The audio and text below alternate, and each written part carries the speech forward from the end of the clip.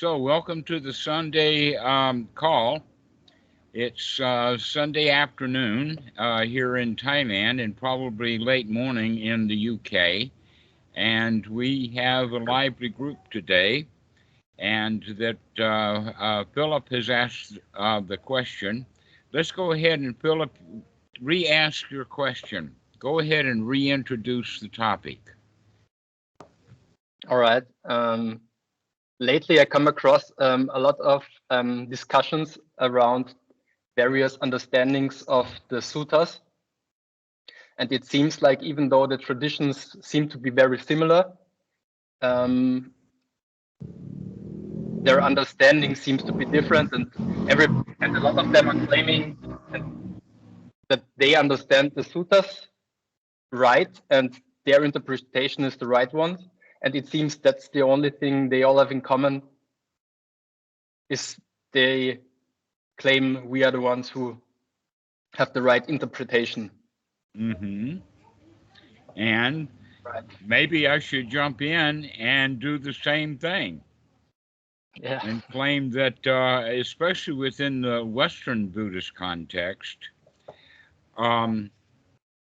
we have a lot of, let us say, ill-trained Western teachers, and we also have a lot of people who have not been trained as a teacher, and still they consider themselves as if they understand things completely.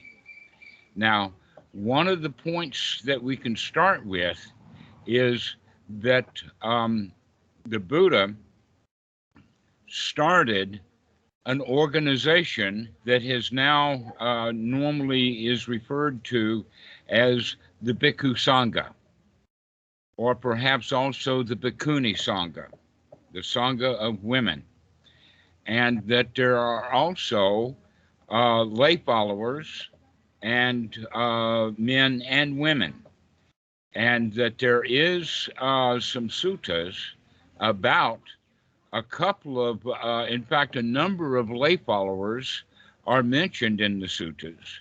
Normally, they're named as, oh, thank you very much for your teaching, Mr. Buddha. You have set things correctly, as if things were overturned and now you set them right. And from now on, I will become a monk or a bhikkhu, or they would also say, I will be a lay follower for life. But there are several laymen who are actually in a special status beyond that. And that several of them, in fact, became teachers of the Dhamma. One of them, I've forgotten these guys' names, but one of them in particular was really, really great at going off into a place where they were doing a whole lot of discussions and set those guys straight. And he was able to do that beyond what the monks could do, both for the fact that the monks had obligations and standards that they had to meet, which this guy, because he was a layman, he didn't have to meet those standards, but he was also very close to the Buddha. So was what this I'm guy getting, Anathapindika? Anathapindika was actually not known as a lay disciple who was a teacher, but he was well known as a supporter in the sense that he was a banker and that he held small amounts of money for various bhikkhus. And the style is that they would write a note saying that I need this or I need that. Please give this man who's handing in this chit some money so that he can take care of getting a new bowl or getting a robe if one has been lost, or other things like this, the needs of the monks. And so Anthapindika or Anthapindika actually served as the banker for the community of monks, which gives us the rise that with that in context, it's okay for monks to have bank accounts nowadays.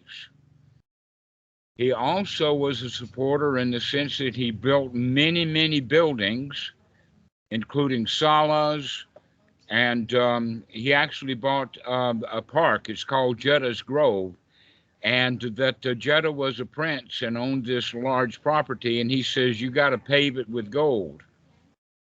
And I guess gold was common enough in the time of the Buddha that Anthropithica just gave enough coins to, let us say, entice Jeddah to let go of his park. And also with that, they put guards there so that your average, ordinary vagrant was not allowed in there. Only monks were allowed in there. So, and Anthropithica was actually quite well established as a friend of the Sangha.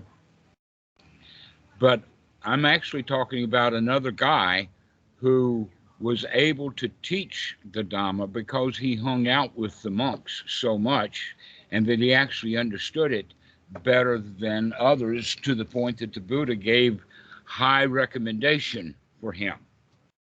Now, where all of this is going is that generally the monks were the ones who were teachers, and we have a number of them.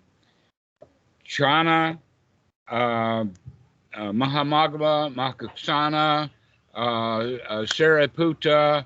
The list is actually quite long of monks who were actually teachers and took students on. But nowadays in Western Buddhism, it was not started the way that when Buddhism would go to a particular new country, let us say Thailand or Laos or even China, Vietnam, Buddhism was always introduced by monks. Always introduced by monks. And yet in the West, Buddhism has been introduced by lay people, most of whom were either never a monk or they were monks for very short periods of time, let us say under a year. And so Western Buddhism actually is absolutely full of laymen who do not have a background of having been trained by a senior monk, who claim to be teachers. This is one thing that got started back in the 1970s by a couple of psychologists. I don't think that they traveled together, but one after another, they would move from place to place, couldn't handle it as a bhikkhu, and so quit, came back to the West, and started teaching. But they were teaching in the way of adding the Dhamma as a side point to their psychology. And then they found out that they could make a lot of money off of this. And so this is where Western Buddhism has wound up. Western Buddhism is a tragedy, with every one of them claiming to know what the Buddha taught, when in fact they have not been associated for a long period of time with people who actually do know what the Buddha taught. That in fact, one of the best ways that you can see this is the bad translations. The translations of the sutras are actually quite pitiful. The English translation. So here's a point for you, Philip. Almost all of the people that you're talking about who say that they know the sutras, they haven't learned the Pali, and even the Westerners who have learned the Pali, they still don't understand the teachings of the Buddha unless they have been a monk for a number of years. And so that would be the, let us say, the standard for us to start with, is that if you are talking to a monk who has been a monk for years, listen to him. If you've got a layman who has been teaching a Dhamma for years and even has something going like a teacher training program, don't join that teacher training program. Do not spend $7,000 on an online course thinking that you're going to get the real Dhamma there. Now, the next thing to say, and this is an important point, The next thing to say is that the Dhamma is not information. It's not words. It's not concepts. It's not critical thinking. Dhamma is for the living. Another way to say it actually comes out of the Tao Te Ching. The Dhamma that can be said is not the Dhamma. The Tao that can be said is not the Tao. If you can gain that, then you can understand why it's better for guys to not make claims. That in fact, Western businesses are in the business of selling something and therefore making claims about what they're selling. And so you'll find some lay people who are saying, oh, I'm an arahat, or oh, I trained under Ayah this or that person. They even gave me a name, but they themselves were not ordained. So this is the first place to start, is that if you're listening to someone who is ordained, listen to him. If you're listening to a salesman who is trying to sell you some Dhamma, sell you a book, or sell himself on Reddit, don't pay much attention to them. If you take those kind of positions, you won't be confused. Now, within the various lineages, well, hello, Paul. Good to see you join us. Yeah. If you don't mind, I'll just continue on with the talk. If you have any questions, pop up and ask. This is an open discussion forum. But I tend to do a lot of discussing and answering questions.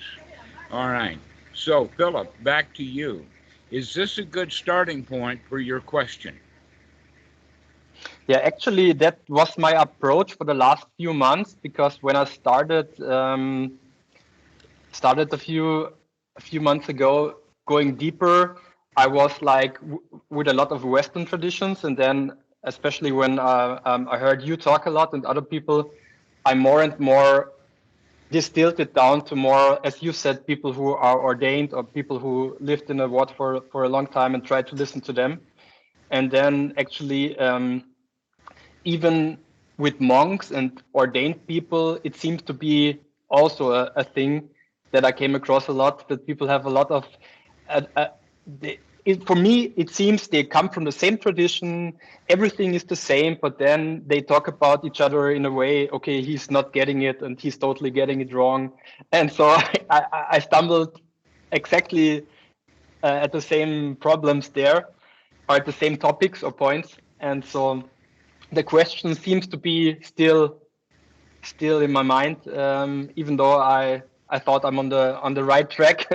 Yeah, but yeah, I get your point. And what you were saying, especially with the thing when you see if somebody writes a book or try to sell something, this is often something that that indicates, yeah, maybe it's not the right person to listen to. Mm-hmm.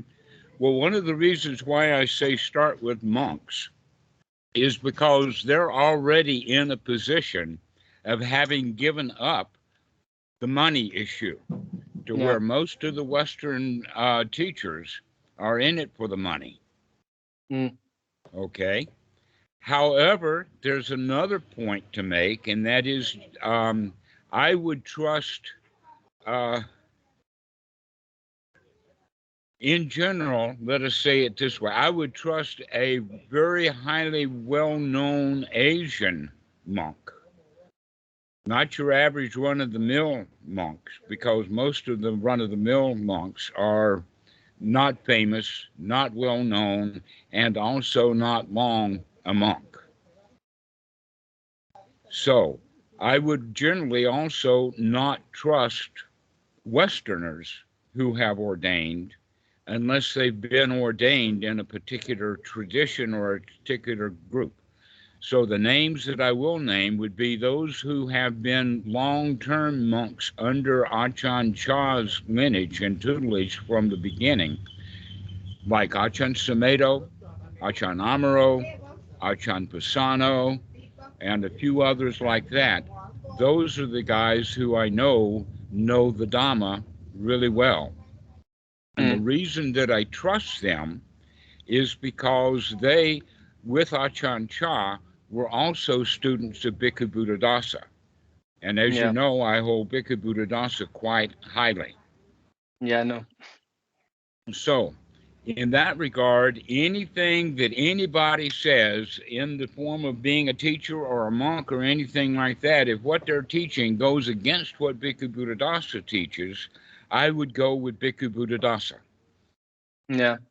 Further, even if I say something that seems to you to be in disagreement with what Bhikkhu Buddhadasa said, I would go with Bhikkhu Buddhadasa, not go with me. Okay? Right.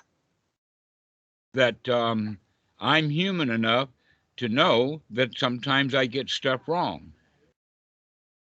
Generally, what I get wrong. Hello, Drew. Good to see you. Generally, what I get wrong is stuff in PHP and HTML. And I get a lot of stuff wrong, and I keep repairing it until I get the program working the way that I want to. But in the process of that, it's all a matter of learning. Unfortunately, I don't have a Dhamma dude in the sky or on my computer who can correct every Dhamma mistake that I make.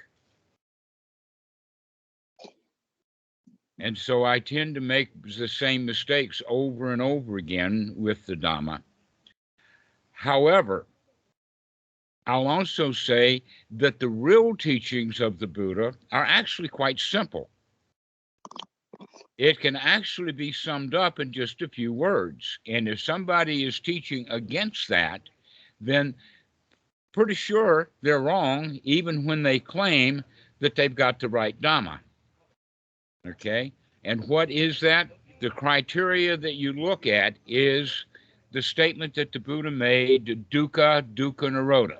He said several times in, I think, 4 different suttas we found, where he says, I teach only one thing, dukkha, dukkha nirodha.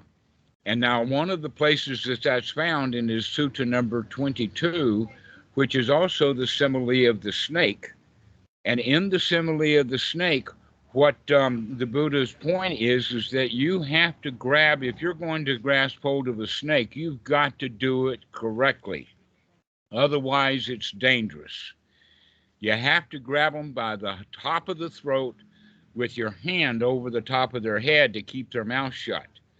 I have seen people on the internet, in fact, mostly from Florida, who have never learned to catch pythons the way that they do it in Asia. And they are catching it lower down on the throat with the snake's mouth wide open, moving around like this. It's likely that he's going to get bit. People who grab a snake by the middle of the snake is for sure going to get bit. And if you hold it up by the tail, you got to be somebody like Cool Hand Luke in that movie, where he held that rattlesnake up by the tail, but he was waggling it in a way just to make sure that it didn't bite him while he was waiting for the warden to shoot the head off that snake, because he knew that the warden was good enough shot to do that, right? But generally, people who come to the Dhamma get bitten by it. It ends up giving them dukkha. And a clear example of that is people who do the noting method of Mahasi, which, by the way, is not in the suttas anyway, that in fact they follow a system called the 16 stages of insight, which comes generally about a century, 1,000 years, a millennia after the Buddha taught. And so you have also a lot of students who will say, oh, I know the Dhamma because I've read this book like the TWIM or IPF or whatever like that a number of Westerners have written. And it's pretty clear from some of them that even though they've written a book and had a lot of, let us say, cut and paste to put in that book, they wound up not living the Dhamma, and it came out big time with references to red light districts and 10 prostitutes and all kinds of stuff. And I find it quite remarkable that a number of people will still hold that, well, the book is good. Well, what that means is you like the book. But the book is not the Dhamma, and the suttas are the Dhamma. And so you'll have a lot of people getting bitten by the Dhamma because they're not grasping it by the head, by the top. And what is the head of the Dhamma? It's dukkha, dukkha nirodha. Most of the people practice it, though, this way. Dukkha, dukkha, dukkha. Let me look at that dukkha. Let me go examine that dukkha, and oh, this dukkha is like that dukkha, and I'm going down the dukkha rat hole. I'll get to the bottom of it someday. And when I do, I'll be free. Now, that's certainly not the teachings of the Buddha, but that's the primary practice that you'll find all over Western Buddhism.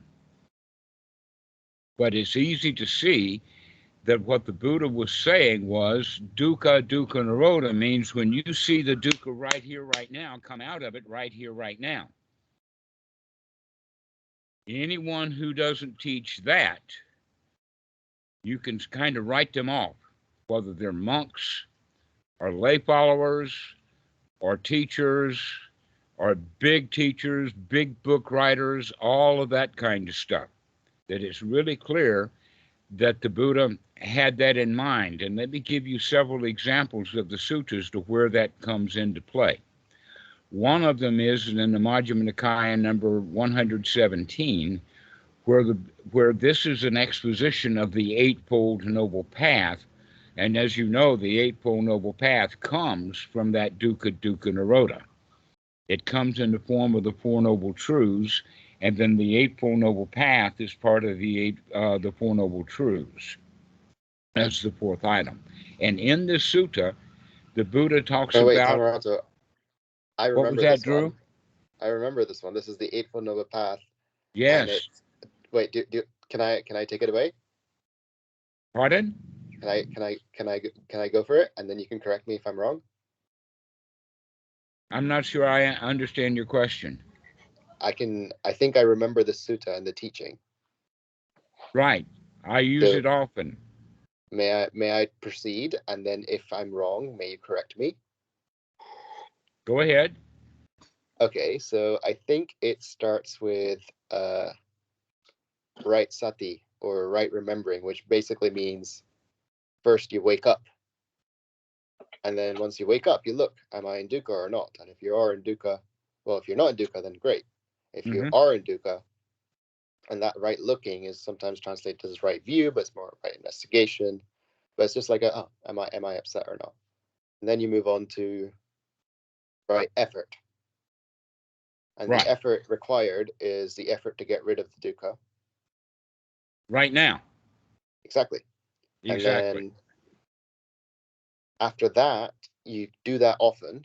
And so you get, it's typically translated as right attitude, but I believe you said it's right confidence. Right attitude, right confidence. The word in Pali is sama sankappa, and it is also translated as right intention. But let's back up just a little bit, because the Buddha says that right view comes first. And he does a little talk about what is wrong view, and then what is ordinary right view. And we can actually see those as concepts. And the concept of the wrong view is basically because there is no rebirth, there's no reincarnation, and there is no priest, and there is no cops, and there is no moms and dads. There is no common machine is basically the point. So I can get away with anything. And then those who have the right ordinary view say, oh, yes, there is a common machine. Oh, yes, there are cops. Yes, there is rebirth and reincarnation. Yes, there is cops and all of that, and we're going to make sure that you can't get away with it. And this is based upon the can't get away with what is breaking some rule, breaking some ordinance, breaking some precept. And the Buddha says that this is not the way to go. What we really need to do is start looking. That right noble view does not mean holding a viewpoint. It means holding the observation, to look, to see what's going on. And we need to remember to do that. And when we can see what's going on, we have an opportunity right then and there to do something about it, make a change, right noble effort. All right, and if we practice that over and over and over again, as we practice them, those three things run and circle around each other so that it develops a skill set so that our observation can be more observant. What we used to think was not dukkha, we now can see is dukkha. We also have the ability to remember more often and look more often. This is the sati, to remember to look. And not only that, but we can develop the skill of right effort. In the very beginning, right effort is hard work. But as we gain the skill, right effort becomes easier and easier. And then the next item on the list, after those three, that when we practice those for a very long time, we come up with Sammasankappa. But let me go back and make a real important point here. And that is that when we are looking at dukkha in this regard, we're actually seeing that this thought that we're having right now is unwholesome, and change it to a wholesome thought right now. That's the real point that I'm making, is that it goes back to the dukkha nirodha is something that we do right here, right now. And almost all the Western teachers are talking about attainments.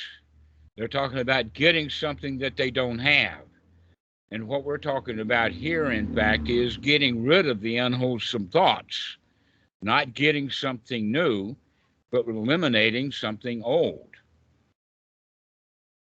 The next point is that, wow, we've got a lot of new people coming on. Welcome. Got a friend with Martin, and also there's Ali Darrow. Good to meet you. Okay, so back to your question, Philip. If someone is talking about finding what the problem is right now and fixing it right now, that's the teaching of the Buddha. There are other suttas where we can talk about that. One of them is Sutta number 19 in the Majjhima Nikaya, where and the name of the sutta is two kinds of thoughts. And the two kinds of thoughts, one would be wholesome and the other one would be unwholesome. And some of the unwholesome thoughts would be thoughts of revenge, thoughts of getting even, thoughts of showing off, thoughts of gaining something that we don't have. And then the other kind of thought would be, this is good. I've got what I need. Everything is okay. There's another sutta, number 48 in the Kansambyan Sutta, where this is an important one. In fact, this is the bomb that goes off. This is the point that really makes it home. And that is that after describing what hindrances are and what unwholesome thoughts are, then the Buddha makes the statement that there is a first knowledge. And that first knowledge is that no matter how much the mind gets disorganized, gets hindered, gets obstructed is the word that's used in the sutta. No matter how obstructed the mind is, the student will know that he can stop that. He can stop it right now and come back and see reality as it really is.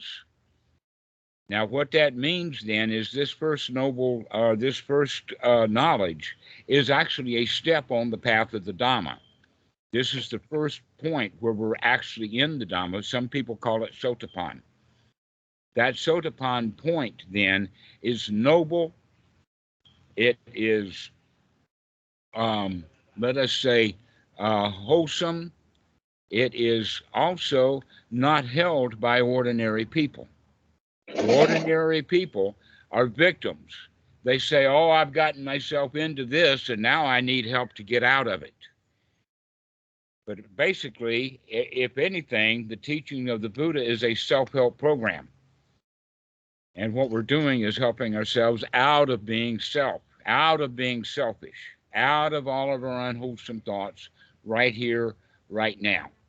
Anyone who teaches anything else, attainments, big labels, all of that kind of stuff, is because they don't understand this one important factor about the teachings of the Buddha. They still have the Western mentality is that things take time. It takes eons. You can't do it all by yourself. And in fact, right now, you can do it all right by yourself. And then later, you've got the skill, you can do it again all by yourself right now. And pretty soon, the whole bunch of right nows, right after another, you can do it. What can you do? You can come out of the hindrances and see reality as it is, right here, right now. This is the point that's big missing in Western Buddhism. Now, in fact, what Drew was actually getting at is that when we do these first three things over and over and over again of look at what we're doing, remember to look and look and look and see that stuff, then we can change immediately. And as we do that over and over again, our attitude really begins to change in a profound way. The attitude we are normally living with is the victim's attitude of I need help. And to now that confidence comes, that attitude changes. And it comes to that attitude that I was just mentioning, and that is no matter how much my mind gets clouded, no matter what hindrances, no matter what kind of guilt trip or ego trip I'm on, I can catch it and I can come right out of it and see the reality as it is. And if we can do that over and over and over again, life gets sweet. Life gets really, really nice. So, Amrit, go ahead. Yeah, one question I think is related to what you are just saying, that whenever there is a hindrance, you immediately get rid of it. And you had this interview with Guru Viking, and I think one of the question which Guru Viking kind of posed is our psychologists are telling us that there's maybe like very deep kind of traumas, and those could be like responsible for hindrances, right? And then they would say you have to go deep to get rid of those traumas. But you are saying that you have to don't worry about going deep, but whenever they come in a surface, you just get rid of them. So if you can little bit. That's a very, very good point, because I hear that in Western Buddhism also. And Philip, you'll hear a lot of the teachers talk about it in the sense of the sankharas, or better known as the asava or the kilesa, are deep. And therefore, we got to go deep into meditation. We got to go deep. And I use that same word the way that, what was the actor's name? But anyway, they think that they've got to go deep. In fact, I have a student who talked to one of the famous teachers, and what she said was about that. Oh, these things keep coming back up, and I want to go deep into meditation so that I can solve that, right? Guess what?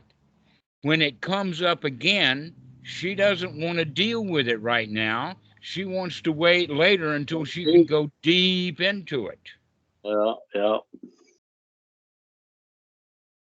And so the point is that when something does come up, instead of saying, "Oh, poor me, that's so deep. Oh, I'll have to deal with it. I'll have to do big time meditations to go deep into it to solve the problem," that's also very Western. I don't think I've ever heard a Thai monk ever talk about deep. Because why? Because anything that is going to bother you comes up right to the surface. There it is. It's not deep.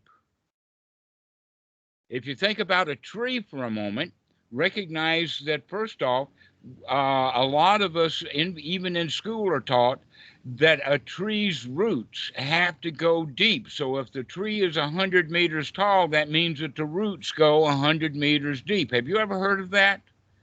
That was common science in grade school back in the 1950s. Guess what? 100 meters deep is probably rock.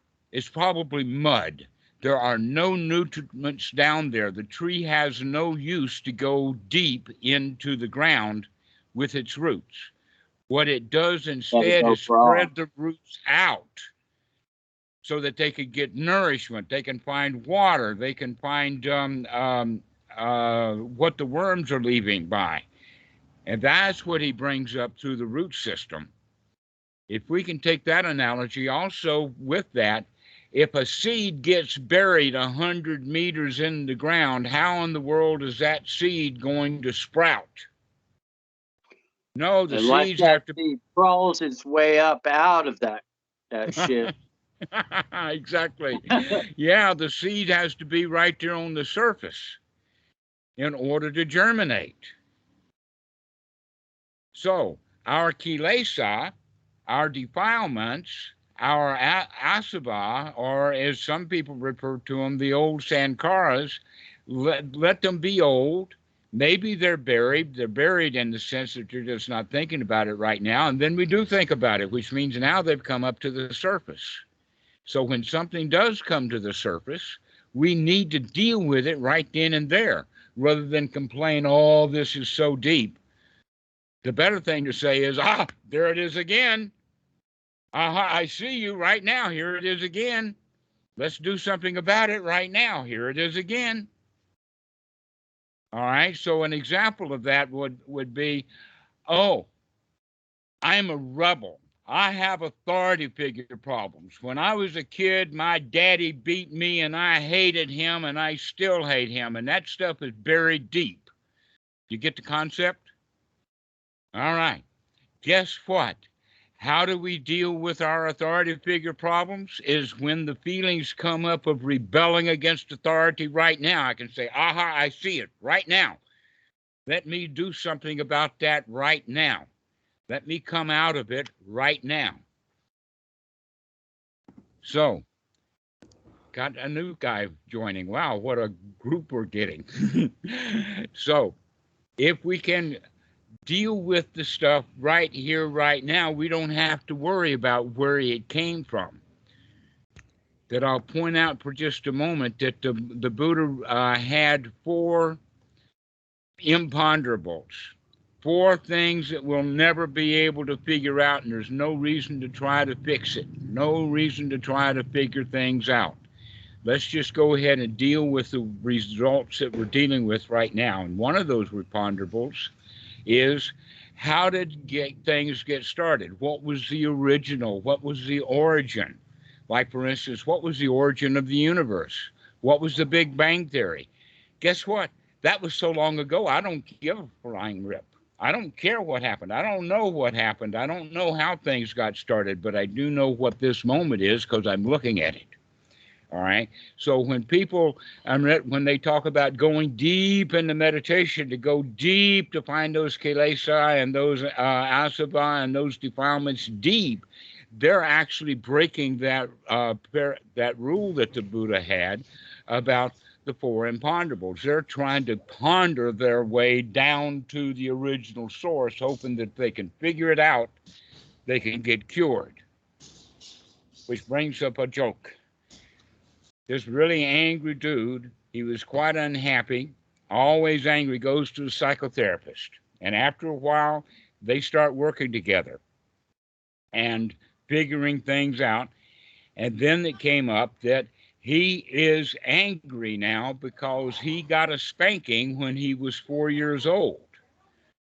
That he's been an asshole his whole life because he got a spanking when he was 4 years old. And the therapist says, now we know how all of this got started. Didn't solve his problem about being angry, but it did at least give him the idea that this is where it started. The reality is, though, is that his mama gave him a spanking when he was 4 years old because he was already an asshole. They didn't dig deep enough. So this is the problem with digging deep. Let's not dig deep. Let's fix what we can come up to the surface. When that happens in the mind, we can say, hot dog, I can see that.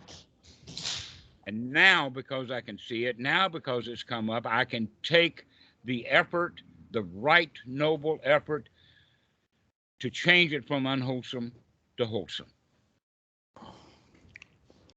And so there are many different suttas that I've already mentioned, 3 of them. And there's other suttas that talk about that the defilements, doesn't matter what the source of them are or where that stuff comes from. The question is, can you catch it? Can you see it? Are you on guard? Can you have the remembrance to remember to look at those defilements and say, I can change that.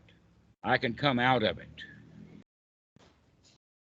Goenka has a very, very excellent point in one line. He says, when the mind wanders away from the breath, never mind, start again.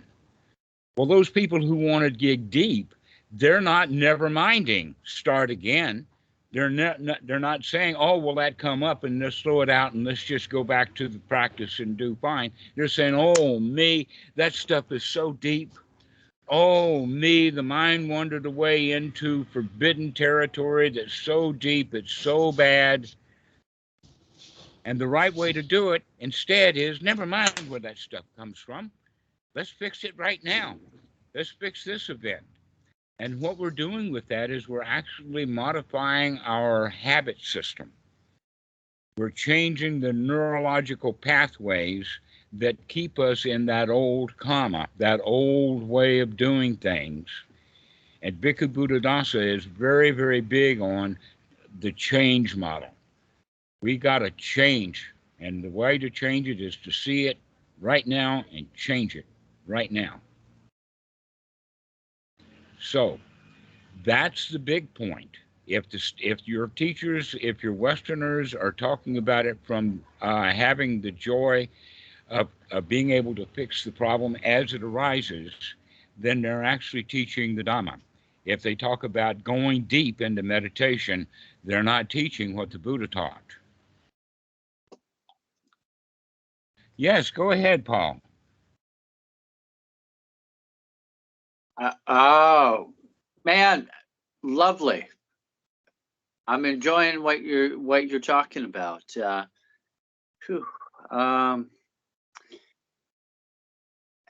What would you recommend as a practice? I would recommend Anapanasati as the practice. That in fact, Anapanasati was made for the Eightfold Noble Path. This is the way that we practice the Eightfold Noble Path. And it seems quite logical then that Sutta number 118, the Anapanasati Sutta, follows immediately behind the 117, the exposition of the Eightfold Noble Path called the Great 40. Now, Anapanasati is based upon the Satipatthana. The Satipatthana means the 4 foundations of mindfulness. You can hear the word sati built right into it, like Anapanasati. It all has to do with remembering right here, right now, to do something right here, right now. And to what we're going to do is based upon the 4 elements. And the 4 elements are basically the 4 elements of your own existence. Everybody has a body. Everybody has feelings.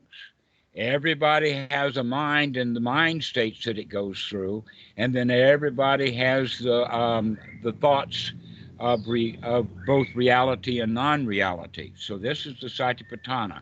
In the Pali, it's Kaya-nupassana, the body, Vedana-nupassana, the feeling, Citta-nupassana, the mind states, and Dhamma-nupassana, the things that are moving around. In fact, the third item number 13 in the Anapanasati practice, which is the first item on the list of the Dhammanupassana, what the mind's objects are, is notice that they're temporary. They're always temporary. They're always moving. You can't hold a thought. But in fact, Freud understood it as free association. That the mind will jump around from item to item and item like this. That in fact, in old Buddhism, they have the term called the monkey mind. And what this means is the mind is changing. It's not fixed. And we can begin to see that. So we move all four of these things together. In Anapanasati, we work with the breathing. We work with the breathing in order to understand the body. And we work with the body and understanding it in order to have the point of relaxing the body. We work with the mind in the sense of gladdening the mind, brightening the mind, investigating the mind so that we can eventually liberate the mind and unify the mind. And when I say eventually, I don't mean years and years. I mean, as you're all of this can happen within the first hour, within the first 10 minutes of the first practitioner's practice. What do you think about like affirmations? Because I was like really getting hard into. Actually, the problem with affirmations is that most people don't believe them. Affirmations means like the teenage girl will stand in front of the mirror and say, "Oh, I'm so beautiful. Oh, everybody loves me." And deep down inside, she knows that's not true. Well, Paul left. Maybe he'll come back. Oh, he's back. Okay. I missed you. I'm glad you're back. Yeah, no, sorry about that. Okay, my question was like affirmations and trying to gladden the mind. You know, Okay, let's put it this way then. Let's gladden the mind with things that we know are true. Okay? Yeah, I'm breathing. All right. I'm breathing. That's true. I'm still alive. Hallelujah. I'm alive. Yeah, that's the truth. That's true. Okay. And that an affirmation would be, I'm going to live forever. I can fly. That comes out of an old TV commercial, or an old, right. Yeah. All right, so affirmations are not true, and because they're not true, they don't have lasting value. But gladden the mind, the gladdening of the mind would be, for instance, everyone that's sitting here with us is not in actual danger. No one is breaking in. You've got no alligators or pythons on the floor. No rattlesnakes on your leg. So we can actually say, right now, I'm safe. This is not an affirmation. It's the reality. And yet a lot of people have a constant underlying, I wouldn't call it constant or underlying. Let us say frequently we have anxiety. We have frequently we have frustration. These are elements of fear. And yet, right here, right now, there is nothing to fear. Right now, I'm safe. So that would be a gladdening of the mind, a brightening of the mind, based upon the fact that you actually are safe right here, right now. Wow, what a relief it is. I'm not in danger. I can relax. All right. The next point, which is actually an issue that's in Western Buddhism big time, it comes from the body postures And the body postures that are found in Asia are body postures that people live. I live in Thailand here right now. We've got 8 or 9 people as guests. There's not enough chairs or furniture to go around. Well, never mind. They don't have furniture at home anyway. What do? They sit on the floor. And they're very comfortable sitting on the floor. Westerners are not comfortable sitting on the floor. Can you become comfortable sitting on the floor? Or can you practice sitting in a chair and be comfortable? But this is another point that we're looking at, is that practice by getting the body comfortable so it will relax. And yet you'll see a lot of Westerners saying, oh, you're supposed to sit for a long time. You got to have strong determination sitting. Never mind the fact that your knees are rotting off and you've got no circulation. You got to sit still. Have you ever heard of that kind of stuff? Well, that's not what the Buddha teaches. He teaches to be comfortable. If the body is comfortable, then you can get the mind to relax and become comfortable. But if your body is in pain, it's hard to get the mind to relax and become comfortable. We're going to stay with reality now. Dhammarato, you know how you said either get comfortable on a chair or learn how to be comfortable in whatever posture you choose? Totally by accident. I've been going to the gym recently, and my muscles got stronger, and it just meant that I could sit more comfortably and for longer, easier. So, so it's a training process, but most people train too much. Just like people who go to the gym for the first time, they train too much. I've also seen bodybuilders train too much. Right? They want too much. They want more and more and more, and so they overtrain. And when beginners overtrain, they wind up being sore for a day or 2 or 3 or 4, and then they don't come back to the gym. The same thing happens with people practicing sitting meditation on the floor. They practice too long. They've heard an hour or 45 minutes, and that's way too long for most people in the beginning.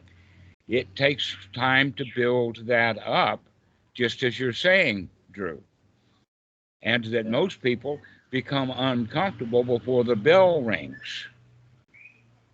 Most people become man. That's so true, because I started off with the Goenka stuff, and Goenka was encouraging you to do an hour in the morning, an hour in the evening. And here I am, I've done this 10-day retreat, as a Westerner. Damn. Those retreats from Goenka are known as boot camps of Buddhism.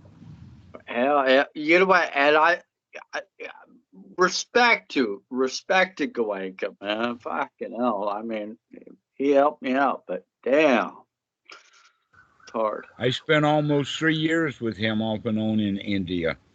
I traveled around with him, went to Jaipur and Hyderabad and all kinds of retreats. I was really into it, but I was lucky enough to get out of it. But while I was there, I learned to sit. At least I learned to sit. I didn't learn to be happy, but I learned to sit because I forced myself into it, okay? But that's not necessary to do. It's an option. And so this is another thing about Western Buddhism is that they expect you to work really hard.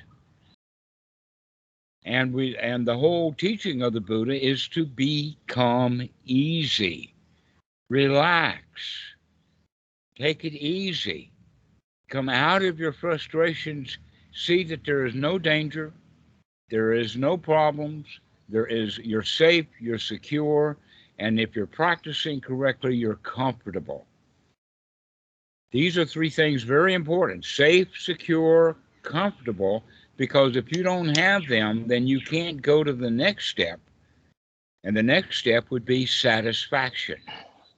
Now, satisfaction in the Pali is the word sukha, and that the dukkha sukha pair is normally referred to as opposites. One of the students was from India, and his parents spoke in the house fluent Gujarati. And he knows that in Gujarati language, Duki and Suki are opposites. In the Thai language, Duk and Suk are opposites. And in English, we can say that dissatisfaction and satisfaction are opposites. Would you agree? Dissatisfaction and satisfaction are opposites. I would agree. All right. So if that's the case, then if you can spend a few minutes to get yourself into the mental state of and the feeling of being satisfied and everything is okay right now, that means that in fact you have succeeded in the teaching of the Buddha. You have come out of dukkha. You've come out of dissatisfaction, and now in this moment you're in the state of satisfaction. Ta-da! That's the whole teaching of the Buddha right there, is to come out of dissatisfaction into the state of satisfaction.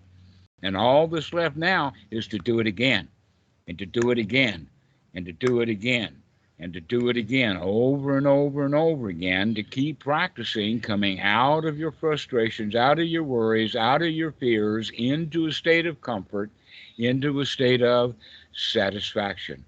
Wow, what a relief it is. And we was teach That's a simple. who That's teach a you simple. guys. You got to sit for an hour. Go ahead, Paul. I said that's a simple Go ahead. teaching. That's very simple and nice, concise. Mhm. That's another point. You just made an important point. If a Western teacher says that the teaching of the Buddha is, oh, it's so complicated, look how many sutras there are, oh, you got to practice for years and years, he's not actually teaching the teaching of the Buddha.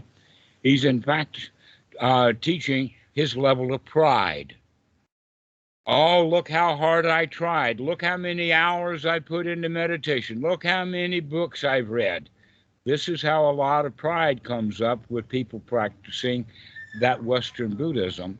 And so naturally, they'll say, oh, you've got to go read all these books and you got to do all of this practice and maybe you'll wind up where I am and I'm not even where I want to be.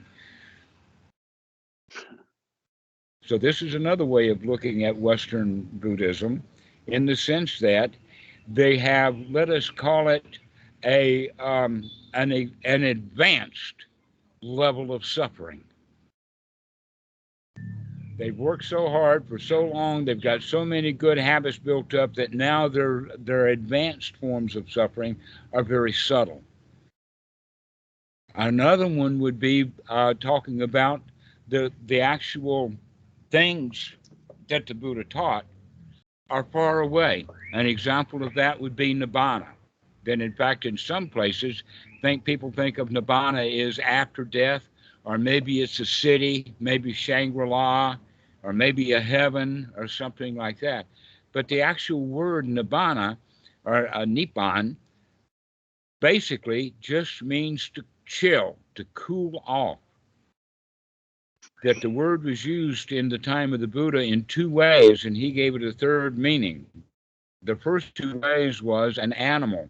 If a dog is barking and barking and barking, he is hot. But if the dog shuts up and lays down, he's cool. He's domesticated. That's one form of Nibbana. Dogs do it. They come out of it and they start barking. They get excited. They play with their toys. They fight with each other. And then they'll lay down and relax. To where humans, they play with their toys and they bark at each other and they bite and they get into fights and then they go and get into another fight. And they never find out any relaxation. After they leave a fight, they go home and reconstruct that fight, trying to figure out how they can win it next time. You all know what I'm talking about. Can you come actually to the point of coming out of your fights and relax?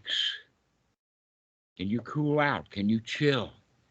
This is what the word Nibbana actually means. The second use of the word Nibbana means food that's being cooked. And when it is finished cooking, it's too hot to eat. Like pizza. Have you ever had a really hot pizza? The cheese sticks to the roof of your mouth and now you're sore for days. Some food is too hot to pick up, but it's not too hot to eat. And so we put a fork in it so that we don't have to touch it because it's too hot for the hands, but somehow or another it's delicious enough that we can we can keep it in our mouth, even though it's too hot to eat. But if you let the food cool, now it's even more delicious and you don't have to work so hard at it.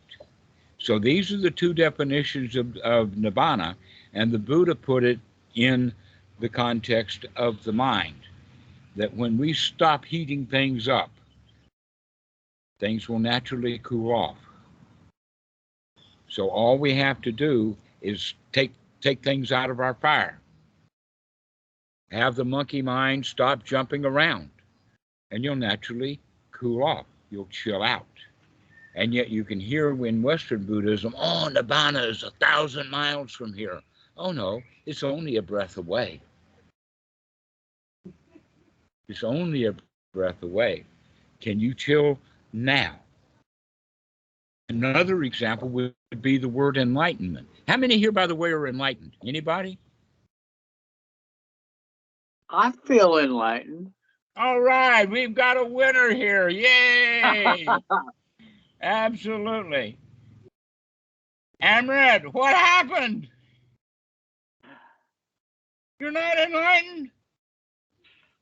Not, I think, yeah, maybe next breath. Michael, what happened? Already home. Well, raise your hand. Who here is enlightened? Here's the point. Does anybody have a good, working, usable definition of enlightenment, or we're going to leave it the Western definition of enlightenment? It's far away, it's way off there someplace, it's hard to find, and we don't even have a good definition of it, and we don't know what it is. So let me give you a very clear, succinct definition of enlightenment, and it's built right into the word. And by the way, the word enlightenment comes out of the French Revolution. It comes out of a huge conflict between the Catholic Church and all of the Protestants who didn't want to be. And so that was the age of enlightenment. But the important point is that it was coming out of stories and magical thinking into reality, into science. And so with that with the base of the original point, we can look at the word enlightenment and see the word light in it. And the first quality of the word light is to shine a light on it. The light of day. Let's see it in the daylight.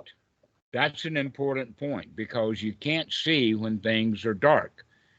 But if you can turn the light on, then you can see what's going on. This is, in fact, right noble view requires some light. And so anybody who can see because they are shining a light on it, then they're enlightened, right then and there. The next point is that the word light also has the quality of not heavy. If you drop your woes, if you drop your problems, if you drop all of the crap, then you lighten up. It's easy to hop, skip, and jump around when you're not carrying 30 pounds of baggage. And that's what, when we travel, we always carry baggage with us. And so when people are traveling, they're generally pretty miserable. They got to watch that bag and they got to carry that bag. And why do they carry their bags around? Because they think, oh, there's something in that bag I might need later. Yeah. But let's look at it from the position of let's lighten up, let's become unburdened. So the two kinds of light put together, enlightenment is that you can see things as the way that they are, and you can see that is a hindrance, you can see that that's a burden, and you can set it down. So this gives the twin idea of knowledge and deliverance, or knowledge and freedom. And if you can see what you're doing and set it down, right then and there, you've lightened up. You become free of whatever it was that you were carrying. So the correct answer then to are you enlightened is well, it comes and it goes, but it comes often and it goes slowly.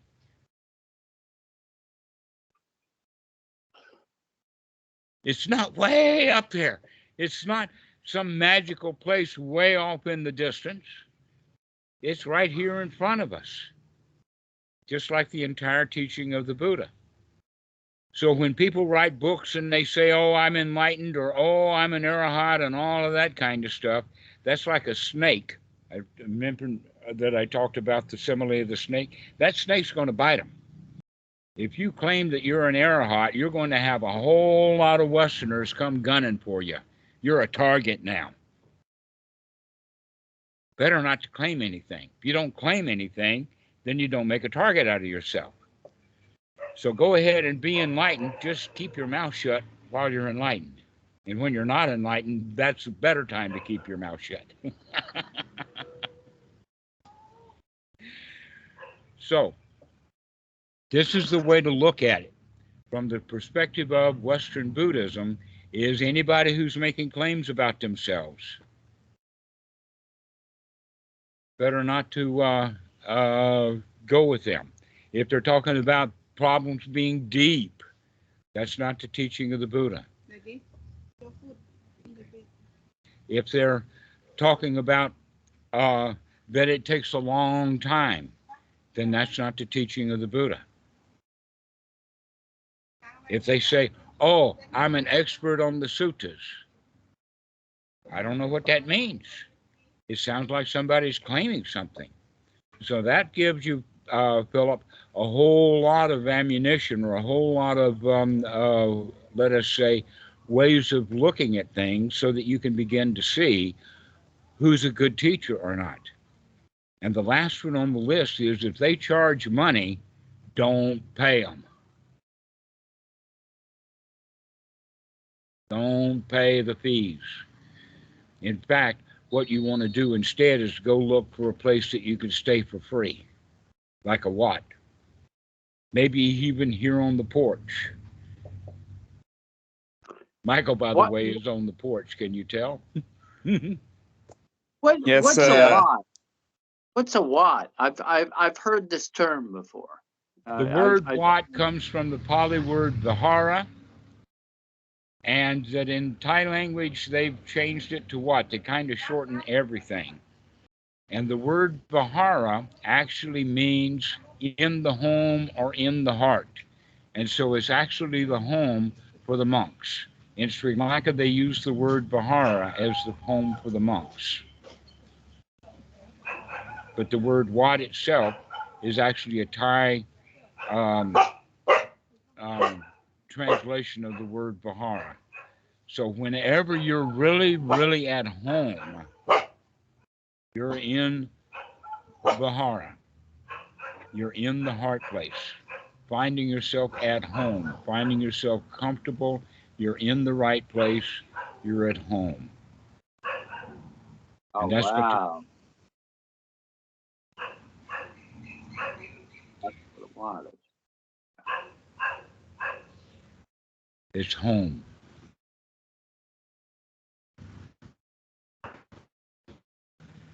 Where you're well, feel comfortable. I almost thought of the word let your hair down, but it's better to go ahead and remove that stuff. We don't need it so much. So, does anybody else have any last moment questions? Wow, this has been so much fun. Time flies when you're having fun. Paul, it's good to see you. You too, my friend.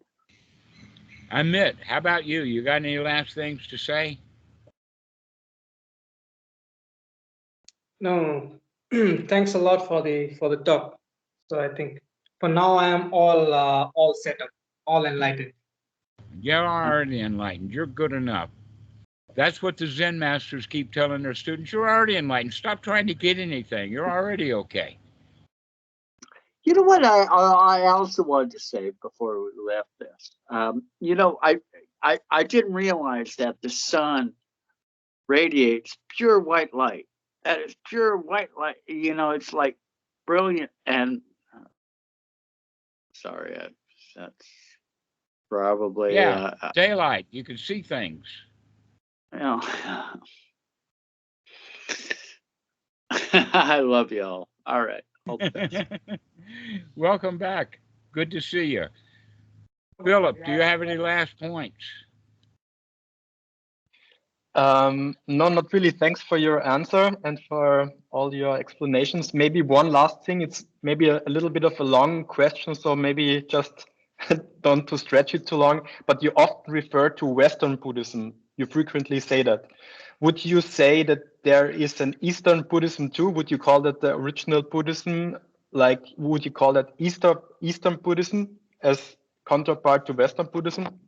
I would say yes, and I would say offhand that the way that you can make a distinction, or better still, to say it this way, that Western Buddhism is now the new kid on the block. We have had all of these other places. We've had Japan and Korea with the Zen. We've had Chan in Mahayana in China, Laos, Cambodia, Burma, Sri Lanka, and now back to India. And one thing for sure with all of them is that they were all started by bhikkhus. They were all started by bringing Sangha. And Western Buddhism didn't. Western Buddhism was brought to the West by Christians, by theologians, by booksellers, by translators, and by ordinary lay people. It was not brought to the West by bhikkhus. Now, there's a whole lot of bhikkhus. In fact, there's about 500 Wats, more Viharas, more Tibetan places, and they all have monks. And if you want to go find a place in the West, go to a temple, go to a Wat, go to a Mahayana. I don't care if it's Mahayana or Theravada, but don't go to the psychologist. Don't go to the retreat centers. Would Go you also find call someone who has already devoted their entire lives to the teaching of the Buddha rather than their pocketbook. right? But would you also call Goenka as Western Buddhism? Because you often criticized Western Buddhism today, but Goenka, a lot of stuff that you was said. Indian, right? He was originally Indian. He studied in Burma, but he didn't get enough Buddhism until he was actually deported from Burma while he was a student of U Ba Khin. Right. Yeah, I know. And that most of his students in the beginning were Indians. I was one of the very few first Westerners there. Yeah. Okay, so I would say offhand that Goenka's method was converted by his Western students into a Western form of Buddhism. The same thing is true with Mahasi. I didn't meet Mahasi. By the time I got to Burma, he was already dead. But what we have as the Mahasi method in the West is a Western form of Buddhism, not really Burmese at all. Okay. Almost all of the teachers are Westerners. They've never been ordained. The problem with the Goenka stuff is probably you met him, but nowadays there is no teaching. I went to a Goenka retreat, and as you know, there's only the tapes. And he says, go deep. And then you basically are sitting there without any guidance. And then there's so much confusion.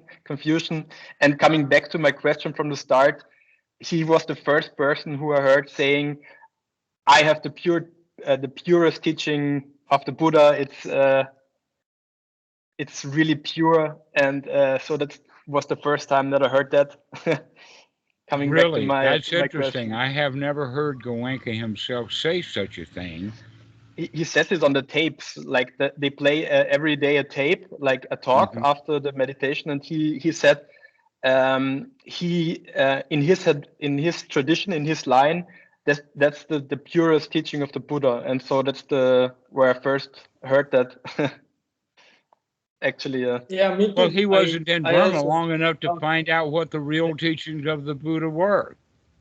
right.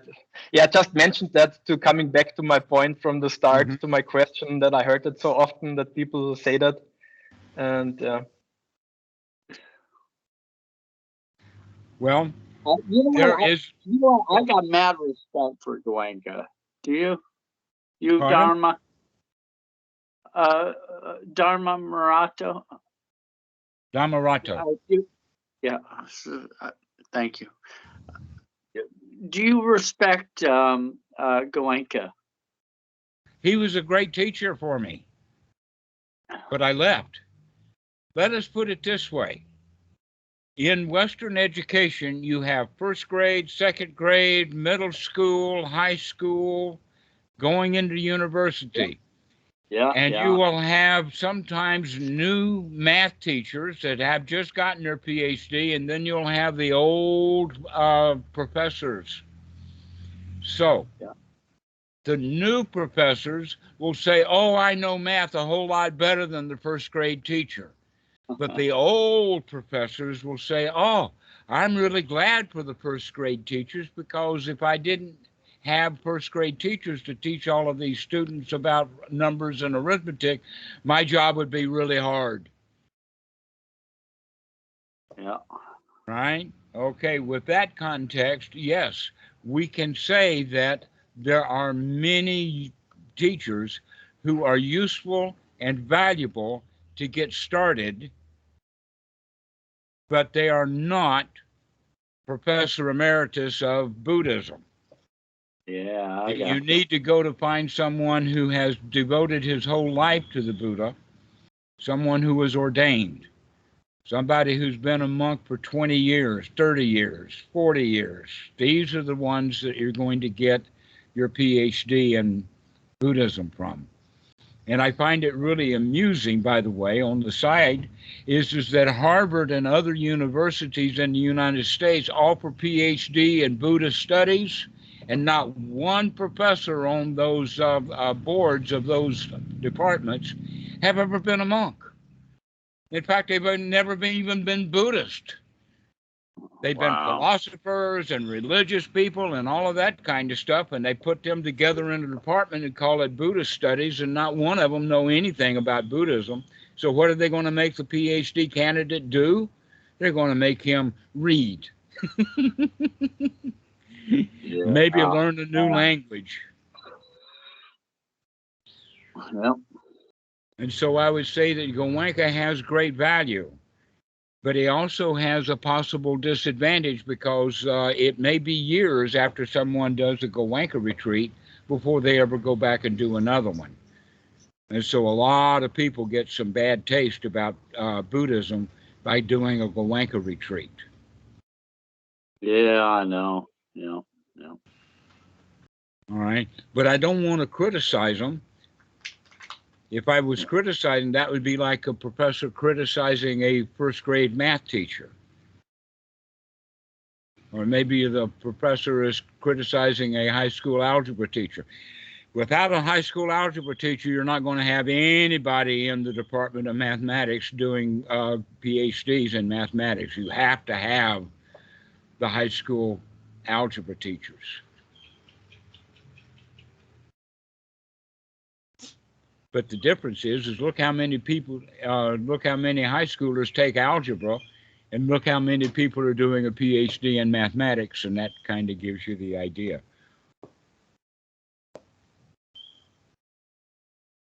But if we can get people started correctly, if we can people learn to sing their ABCs of Buddhism,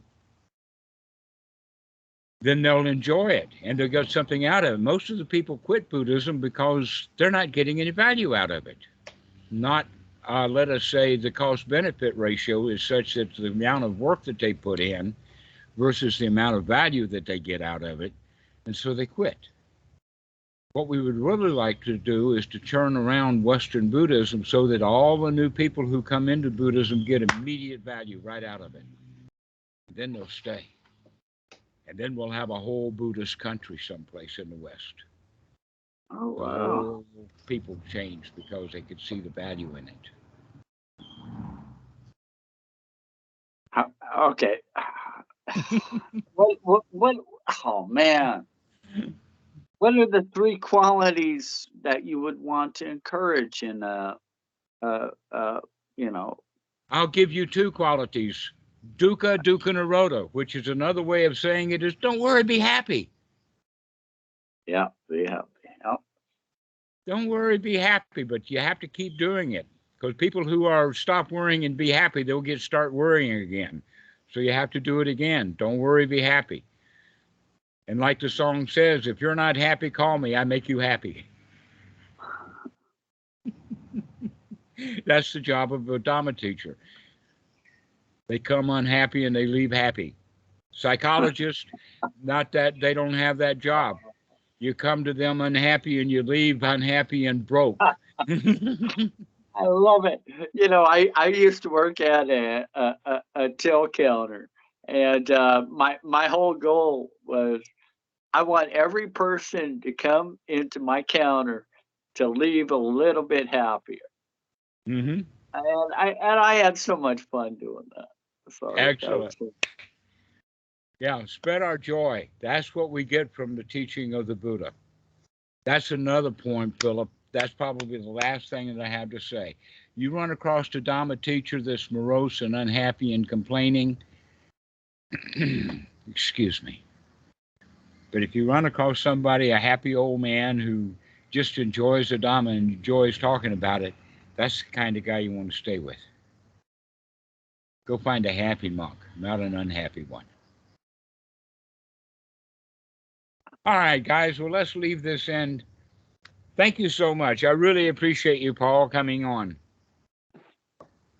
Thank you for being here, man. How do you say it? Alejandro. You've been quiet the whole time. Alejandro. Yeah, Alejandro. I've been listening. Yeah. Yeah. Okay. Call again. We'll see you. Bye. Thank you. Thank you. Thank you. Bye-bye. Bye-bye. Hi. Don't worry. Bye-bye. Be happy. All the best.